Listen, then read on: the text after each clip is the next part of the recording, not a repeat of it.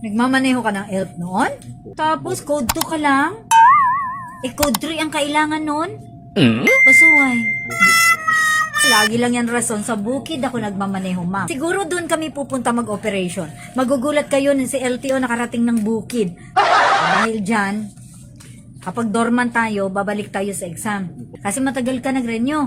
Maliban doon, ang validity ng iyong lisensya, magiging 5 years na lang. Dahil delinquent tayo. Okay. Meron akong tanong bago ka mag-exam. This is daily reviewer. Popost ako ng mga daily reviewer ha, para dun sa iba na hindi makapag-review, pwede silang manood. Sige, ito yung tanong ko.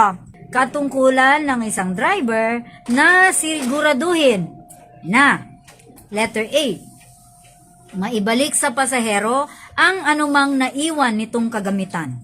Letter B, ang mga hindi binalikan na mga kagamitan ay itapon sa loob ng 48 na oras. Or letter C, itapon kung anuman ang naiwan sa loob ng sasakyan pagkalipas ng 48 hours. Kuya, ano sa palagay mo? Honest ka ba? Letter A.